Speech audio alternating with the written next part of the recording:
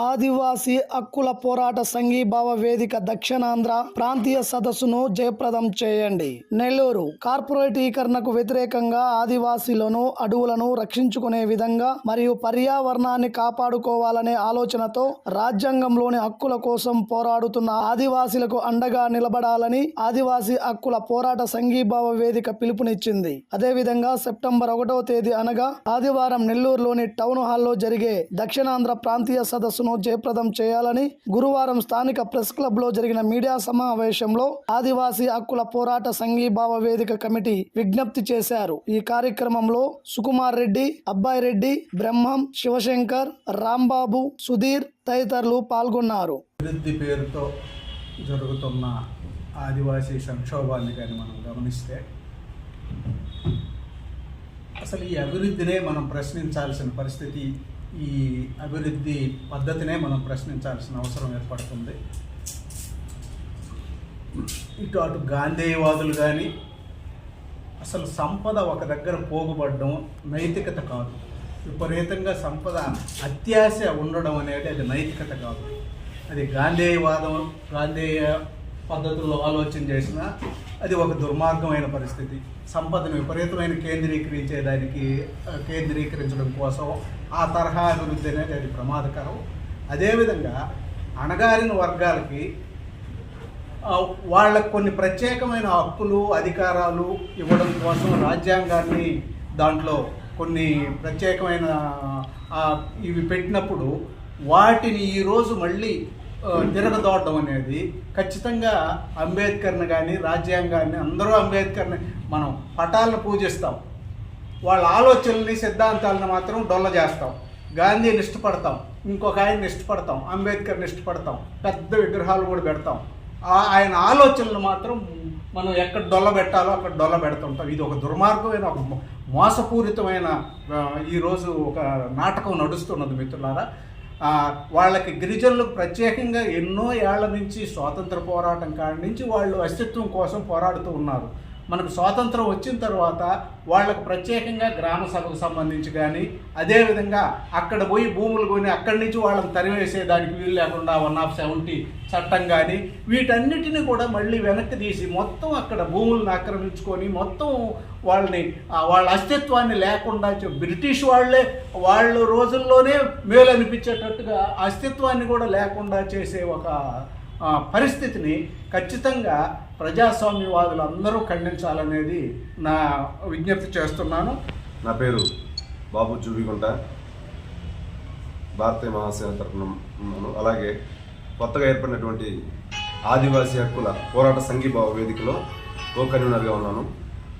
ఈరోజు ఇక్కడ press club నందు మీడియా సమావేశం ఏర్పాటు చేయడానికి గల కారణం ఏంటంటే, మన మధ్య భారతదేశంలో జరిగేటువంటి దండకారణ్యంలో ఆదివాసీల మీద ఈ కేంద్ర ప్రభుత్వం చేసేటువంటి దాడులు, అలాగే ఆడబిడ్డల మీద అత్యాచారాలు, వీటన్నిటికీ వ్యతిరేకంగా ప్రజా సంఘాలన్నీ కలిసి వాళ్ళకి సంఘీభావం తెలియజేసే కార్యక్రమంలో భాగంగా మేమందరం ఈరోజు మీడియా ముందుకు వచ్చేసి మాట్లాడడం జరుగుతుంది.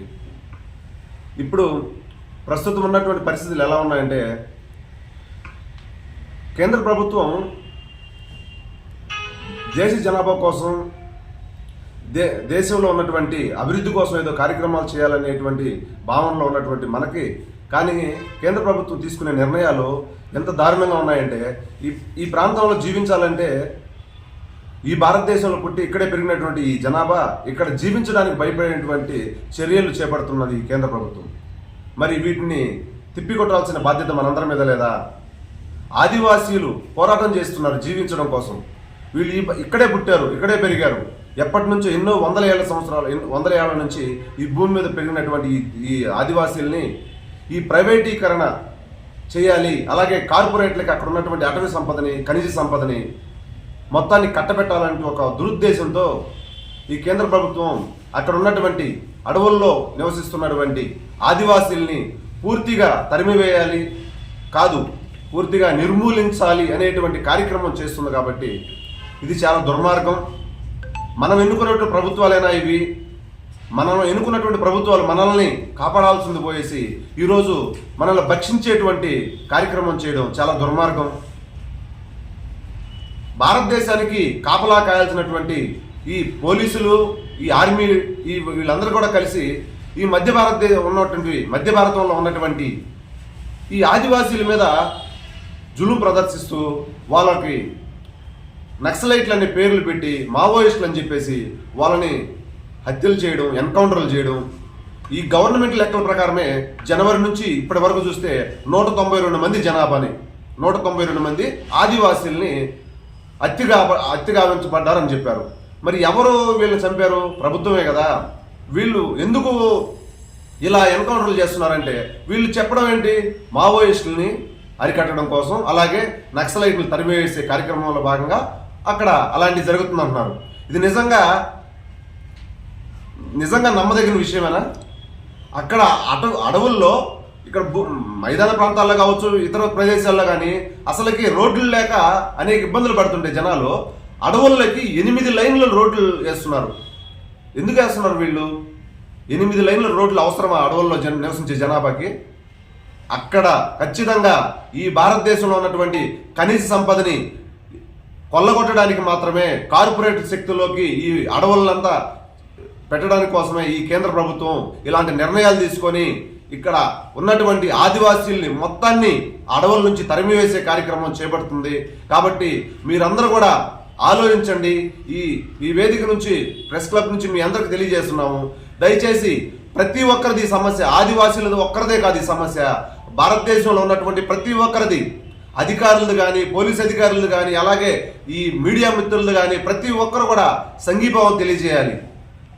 ప్రతి ఒక్కరూ ఇది కానీ ఎదిరించకపోతే, ఈరోజు కానీ ఈ సమస్య మీద పోరాటం చేయకపోతే, రేపటి రోజున మన భారతదేశానికి ఆయువు పట్టైనటువంటి లంగ్స్, మనం చెప్పుకునేటువంటి భారతదేశానికి లంగ్స్ ఏంటంటే అడవులు, ఈ అడవుల్ని పూర్తిగా కొట్టివేసే కార్యక్రమం జరుగుతుంది.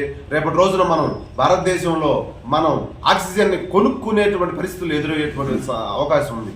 కాబట్టి వీటన్నిటిని కూడా అధిగమించాలంటే రేపు జరగబోయేటువంటి ఈ ఉద్యమాల్లో భాగంగా నెల్లూరు జిల్లాలో దక్షిణాంధ్ర ప్రాంతీయ సదస్సులో సెప్టెంబర్ 1వ తారీఖున మేము చేసేటువంటి ఆదివాసీ హక్కుల పోరాటానికి వాళ్ళందరికీ కూడా సంఘీభావంగా తెలియజేస్తున్నాము. ఈ సంఘీభావంలో మీరంతా కూడా మీడియా మిత్రులు కానీ, అధికారులు కానీ, రాజకీయాలకు అతీతంగా, కుల మతాలకు అతీతంగా ప్రతి ఒక్కరు పాల్గొని ఈ కార్యక్రమాన్ని విజయవంతం చేయగలని మీ అందరిని వేడుకుంటూ ముగిస్తున్నాము.